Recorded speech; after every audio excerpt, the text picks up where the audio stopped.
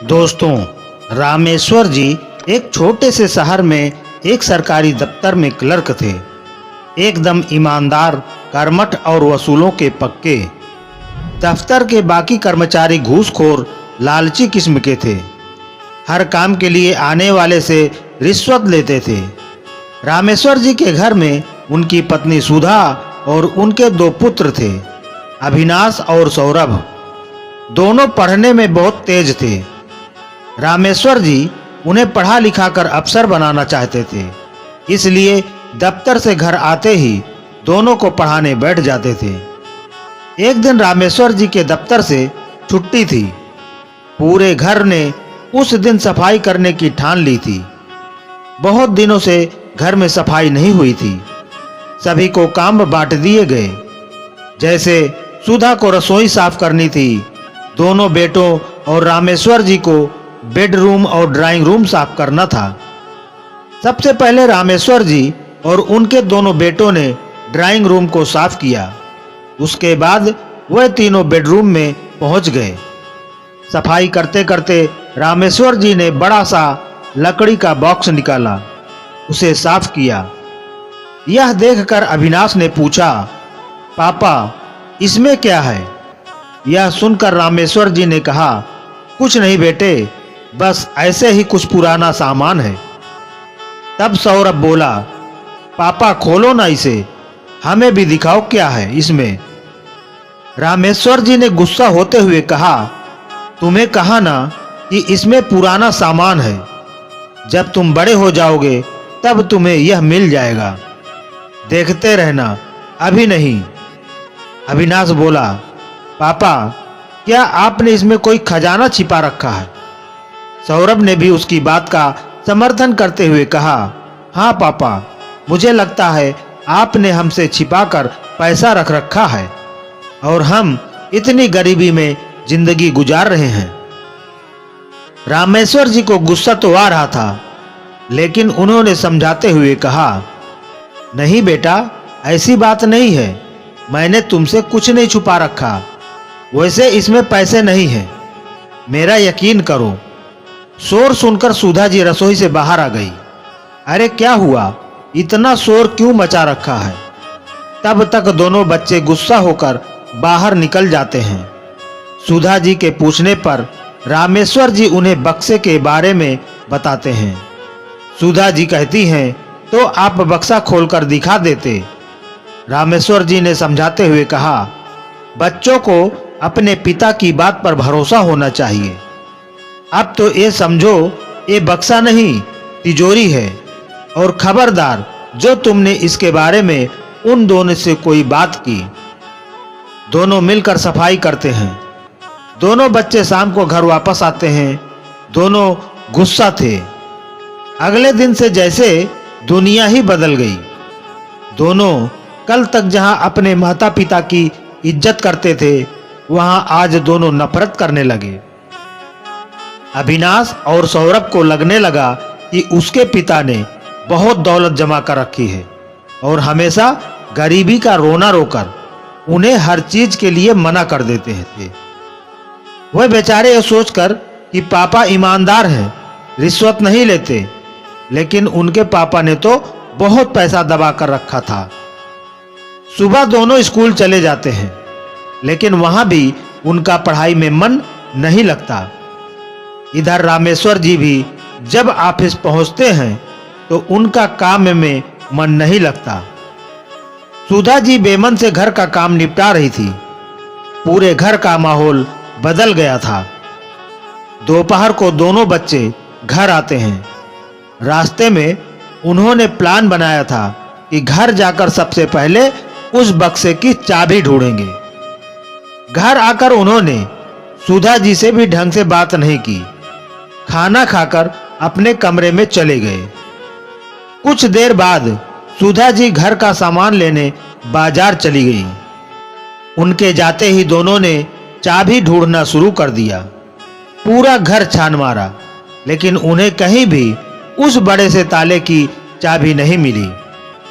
फिर सौरभ ने एक हथौड़ी लेकर ताला तोड़ना शुरू कर दिया, लेकिन पुराने जमाने का ताला था, जो कि बहुत मजबूत था, वह टस से मस न हुआ। दोनों थक हार कर बैठ गए और मम्मी के आने से पहले सब कुछ पहले जैसा कर दिया। शाम को रामेश्वर जी आए। वे बच्चों को पढ़ाने बैठे, लेकिन दोनों ने पढ़ने से मना कर दिया। रामेश्वर जी ने सोचा, बच्चे नाराज हैं, कुछ दिनों में मान जाएंगे। इसी तरह कुछ समय बीत गया, लेकिन दोनों बच्चों का गुस्सा कम होने के बजाय बढ़ता ही जा रहा था। अब वे दोनों नए कपड़ों, खिलौनों के लिए जिद करने लगे। मना करने पर वह अपने माता पिता को उल्टा सीधा सुनाने लगे थे। उनकी नजर में माता पिता की कोई इज्जत नहीं रह गई थी। रामेश्वर जी इस बात से बहुत दुखी थे। एक दिन जब अविनाश और सौरभ सो रहे थे, तब रामेश्वर जी अपनी पत्नी सुधा के साथ घर छोड़कर चले गए। जब दोनों उठे तो देखा मेज पर एक चिट्ठी रखी है। उस पर एक बड़ी सी चाबी रखी थी। सौरभ ने लपक कर चाबी उठा ली। अविनाश बोला, पढ़ जरा, चिट्ठी में क्या लिखा है। सौरभ ने पढ़ना शुरू किया। बेटा अविनाश और सौरभ, तुम्हें लगता है मैंने खजाना छिपा रखा है, इसलिए आज एक खजाना मैं तुम्हें सौंप कर जा रहा हूं। हम दोनों एक घर और खजाना तुम्हें देकर जा रहे हैं। तुम दोनों हमेशा खुश रहना। यह पढ़कर दोनों के होश उड़ गए। अविनाश, ये हमसे बहुत बड़ी गलती हो गई। अगर पापा कुछ जोड़ रहे थे तो काम तो हमारे ही आता। सौरभ बोला, भैया चलो एक बार देख ही लेते हैं कितना बड़ा खजाना है। दोनों जल्दी से बॉक्स खोलते हैं तो देखते हैं उसमें एक डायरी रखी थी। दोनों उसे निकालकर पढ़ते हैं तो उसमें उनके दादाजी ने रामेश्वर जी के लिए कुछ लिखा था। बेटा रामेश्वर, ये बातें अपने जीवन में उतारना, तुम्हारा जीवन खुशियों से भर जाएगा। नंबर 1, कभी झूठ मत बोलना। नंबर 2, कभी बेईमानी नहीं करना। नंबर 3, कभी काम से जी मत चुराना। और नंबर 4, अपने से बड़ों का सम्मान करना। और नंबर 5, पैसों का कभी लालच मत करना। यही जीवन का सबसे बड़ा खजाना है। यह वो दौलत है जो कोई तुमसे कभी नहीं छीन सकता। दोनों डायरी पढ़कर रोने लगते हैं। अविनाश कहता है, हमारे पापा अपने पिता के आदर्शों पर चल रहे थे और हम उनसे उल्टे। वे सच कह रहे थे, हम झूठ समझ रहे थे। वे ईमानदारी से चल रहे थे, हम उन्हें बेईमान समझ रहे थे। वह मेहनत से अपना काम करते थे और हम उन्हें रिश्वतखोर समझ रहे थे। उन्होंने कभी पैसों का लालच नहीं किया, लेकिन हम इतने लालची हैं कि पैसों के लिए माता पिता को खो दिया। वे अपनों से बड़ों का सम्मान करते थे। हमने उनका कितना अपमान किया है कि वे घर छोड़कर चले गए। दोनों सब कुछ छोड़कर माता पिता को ढूंढने के लिए चलने की तैयारी करते हैं। घर का ताला बंद करके जैसे ही बाहर निकलते हैं, सामने से रामेश्वर जी और सुधा जी आते हुए दिखाई देते हैं। दोनों बच्चे उनसे लिपट जाते हैं और रोने लगते हैं। रामेश्वर जी कहते हैं, बेटा तुम्हें सही रास्ते पर लाने के लिए ही हम चले गए थे। दोनों उसके पैरों में गिरकर माफी मांगने लगते हैं और उस दिन से दोनों माता पिता की सेवा करने लगते हैं। इसी क्रम में अगली कहानी है घृणा। उमेश और विष्णु बचपन से ही बहुत अच्छे दोस्त थे। दोनों के पिता रेलवे में कार्यरत थे, इसलिए उनका बचपन रेलवे कॉलोनी में एक साथ बीता था। साथ खेलना, साथ स्कूल जाना, यहाँ तक कि एक दूसरे के घर खाना खाना भी उनके लिए आम बात थी। लेकिन जैसे जैसे वे बड़े हुए, उनके जीवन के लक्ष्य अलग होते चले गए। विष्णु एक शांत, मेहनती और लक्ष्य पर केंद्रित लड़का था। उसने बचपन से ही तय कर लिया था कि वह अपने पिता की तरह रेलवे में नौकरी करेगा। इसी उद्देश्य से वह पूरी लगन से पढ़ाई करता और हर रोज घंटों अपने कमरे में किताबों में डूबा रहता। दूसरी ओर उमेश का मन पढ़ाई में कभी नहीं लगता था। वह समय बिताने के लिए इधर-उधर घूमना, दोस्तों के साथ मौज मस्ती करना पसंद करता था। उसे यह बात चुभती थी कि विष्णु हर जगह उसकी तुलना में बेहतर साबित होता है, चाहे वह परीक्षा हो, खेल या शिक्षकों की प्रशंसा। उमेश की इस चुभन ने धीरे-धीरे उसके भीतर विष्णु के प्रति एक अदृश्य घृणा और जलन को जन्म दे दिया। वह बाहर से तो विष्णु का अच्छा दोस्त बना रहा, लेकिन अंदर ही अंदर वह उसे नीचे गिराने की सोचने लगा। एक दिन उमेश ने सोचा कि विष्णु को पढ़ाई से थोड़ा दूर किया जाए। उसने सोचा कि अगर विष्णु की पढ़ाई बिगड़ जाए तो वह भी सामान्य बन जाएगा।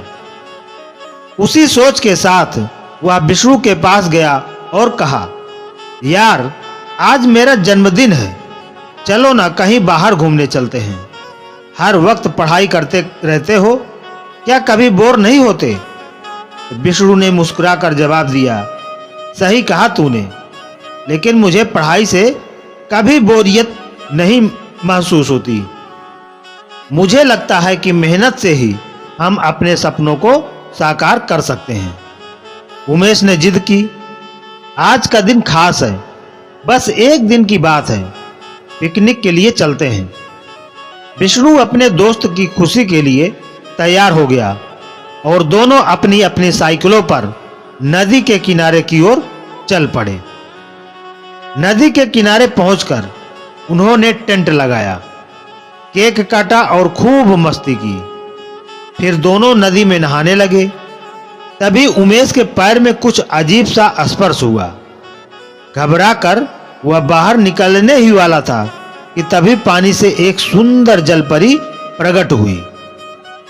जलपरी को देखकर दोनों डर गए, लेकिन वह मुस्कुराते हुए बोली, घबराओ मत, मैं तुम दोनों को उपहार देने आई हूं। उसने पानी के अंदर से 2 चमकदार पत्थर निकाले और उन्हें देते हुए कहा, ये चमत्कारी पत्थर है। हर पत्थर 2 इच्छाएं पूरी करेगा, लेकिन एक शर्त है, जो भी इच्छा तुम एक दूसरे के लिए मांगोगे उसका आधा तुम्हें मिलेगा। विष्णु को कुछ संदेह हुआ, लेकिन उमेश बहुत उत्साहित हो गया था। उसके मन में जब अब दौलत पाने और विष्णु से आगे निकलने का लालच घर कर गया था। घर लौटने के बाद उमेश ने विष्णु से कहा, तू मेरे लिए दौलत मांग और मैं तेरे लिए मांगता हूं और दोनों अमीर हो जाएंगे। विष्णु ने थोड़ा समझाया कि दौलत सब कुछ नहीं होती, लेकिन उमेश की जिद के आगे उसे झुकना पड़ा। विष्णु ने दौलत की कामना की और देखते ही देखते उमेश के घर में सोने चांदी के ढेर लग गए। शर्त के अनुसार उसका आधा हिस्सा विष्णु को मिला। अब उमेश के मन में विष्णु के प्रति जलन और बढ़ गई। उसे यह बर्दाश्त नहीं था कि विष्णु अब भी उससे बराबर का या उससे बेहतर हो। इस घृणा में अंधा होकर उसने पत्थर से प्रार्थना की कि मैं चाहता हूं कि विष्णु अपाहिज हो जाए। अगले ही पल विष्णु का शरीर शून्य पड़ गया। वह जमीन पर गिर गया, लेकिन तभी उमेश ने महसूस किया कि उसका भी आधा शरीर काम करना बंद कर चुका है। वह घबरा गया। विष्णु की आंखों में आंसू थे, लेकिन वह कुछ बोला नहीं। अब विष्णु ने अपने पत्थर से अंतिम इच्छा मांगी, उमेश की सारी दौलत छीन ली जाए। अगले ही पल उमेश कंगाल हो गया। अब वह गिड़गिड़ाने लगा, माफ कर दो यार, मुझे मेरी दौलत वापस दे दो। तो विष्णु ने शांत स्वर में कहा, ठीक है, मैं तुम्हें सब कुछ वापस दूंगा, लेकिन पहले मेरी अपाहिजता दूर कर दो। लालच में उमेश ने अपनी दूसरी और आखिरी इच्छा से विष्णु को फिर से स्वस्थ कर दिया, पर शर्त के अनुसार उसका खुद का 1/3 शरीर अपाहिज रह गया। अब दोनों की इच्छाएं पूरी हो चुकी थी और पत्थर अपने आप गायब हो गए। विष्णु चुपचाप वहां से चल पड़ा। उमेश लंगड़ाता हुआ उसके पीछे पीछे भागा और बोला, अब तो मुझे दौलत दे दो, तूने वादा किया था।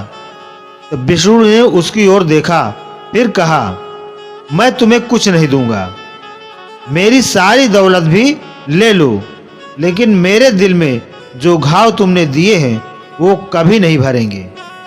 और वह हमेशा के लिए उमेश की जिंदगी से चला गया। उमेश वहीं जमीन पर बैठा रोता रहा। उसे आज अपनी घृणा, लालच और ईर्ष्या का असली अनुपात, असली मूल्य समझ आया।